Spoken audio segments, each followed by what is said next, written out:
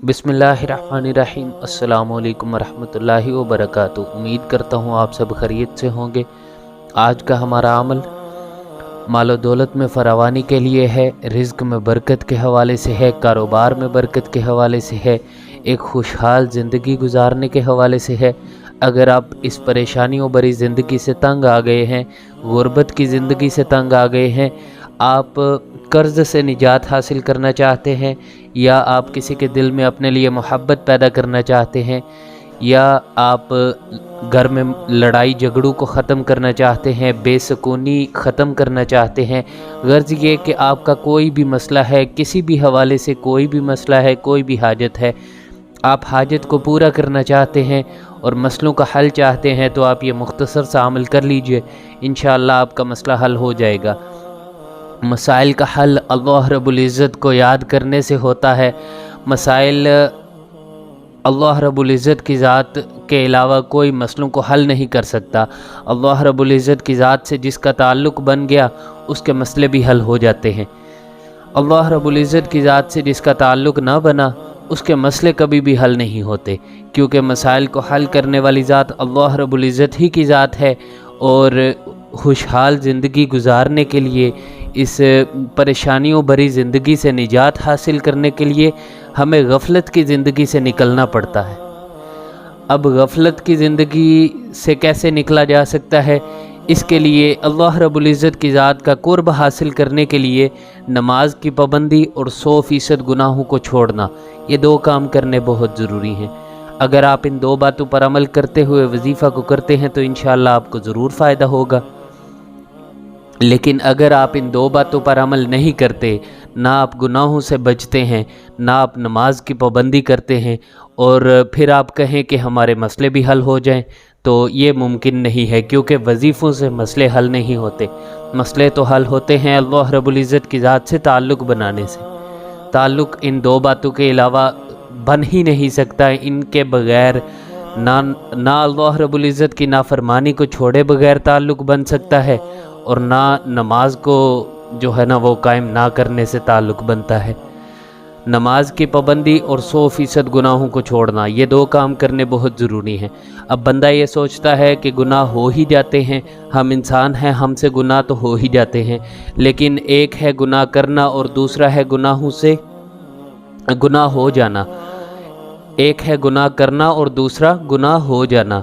हमने जानबूझकर कोई गुनाह नहीं करना। हम आज से ही नियत करें कि आइंदा जो गुज़िश्ता ज़िंदगी हमारी गुज़री है उस पर हम नदामत के साथ अल्लाह रब्बुल इज़्ज़त की ज़ात से माफ़ी मांगे और आइंदा ना करने का वादा करें, और नियत करें कि हमने अब अल्लाह रब्बुल इज़्ज़त की ज़ात को नाराज़ नहीं करना। अगर वाकई मसलों का हल चाहते हैं तो आज हम ये चाहते हैं कि ना हमें नमाज़ें पढ़नी पड़े, ना हमें गुनाहों को छोड़ना पड़े, और बस एक वजीफ़ा, कोई दो लफ्ज़, दो अल्लाह के नाम मिल जाएं, बस हम पढ़ लें तो हमारा मसला हल हो जाए।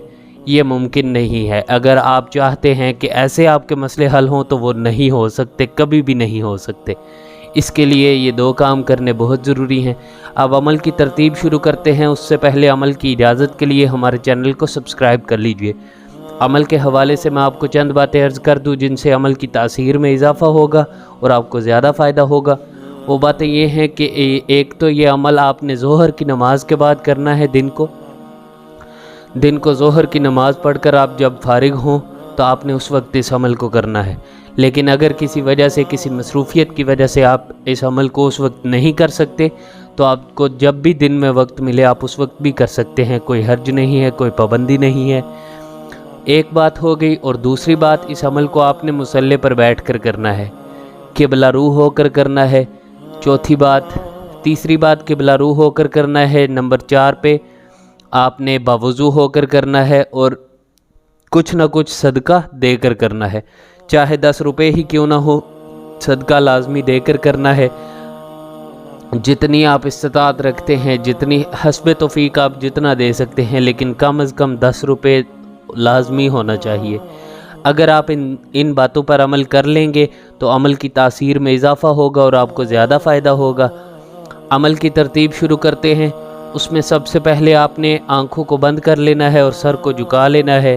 3 मरतबा आपने या अरहमर राहिमीन पढ़ना है اس کے بعد آپ نے اللہ رب العزت کی ذات کو ان اسماء مبارک سے پکارنا ہے، یا خالق یا اللہ جل جلالہ، یا خالق یا اللہ جل جلالہ۔ 11 مرتبہ آپ نے اس کا ذکر کرنا ہے۔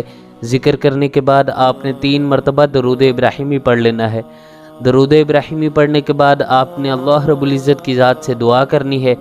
دعا کا طریقہ یہ ہے کہ سب سے پہلے آپ اللہ رب العزت کی عظمت اور بڑائی بیان کریں، اللہ رب العزت کے احسانات کا، نعمتوں کا شکر ادا کریں، اور پھر اپنا مسئلہ بیان کریں اور دعا کریں کہ پیارے اللہ جی، جدھر آپ کے اتنے احسانات ہیں، مجھ پر ایک احسان اور فرما دیجئے، میرا یہ چھوٹا سا مسئلہ ہے، بے شک آپ کے علاوہ کوئی میرے مسئلوں کو حل نہیں کر سکتا، آپ میرے اس مسئلے کو حل کر دیجئے۔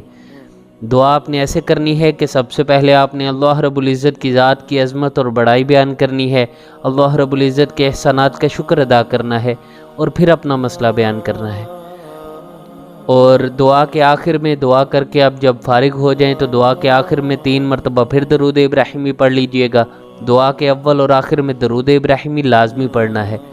دعا آپ نے 3 سے 5 منٹ لازمی کرنی ہے۔ اس عمل کو آپ نے 3 دن کرنا ہے، مخصوص ایام میں بھی کیا جا سکتا ہے۔ 3 دن مسلسل آپ نے اس عمل کو کرنا ہے، اور میں یقین کے ساتھ کہتا ہوں کہ 3 دن کے اندر ہی آپ کو آپ کے حالات میں بہتری نظر آئے گی، آپ کے مسئلے حل ہوتے ہوئے آپ کو نظر آئیں گے انشاءاللہ۔ اپنا نام، اپنی والدہ کا نام کسی کو نہ دیں، جادو، نظر بد، بندش کے نام پر لوٹنے والوں کو پیسے ہرگز نہ دیں۔ ہماری ویڈیو پسند آئی ہو تو ہماری حوصلہ افزائی کے لیے لائک کر دیجئے، عمل کی اجازت کے لیے ہمارے چینل کو سبسکرائب کر لیجئے۔ السلام علیکم ورحمۃ اللہ وبرکاتہ۔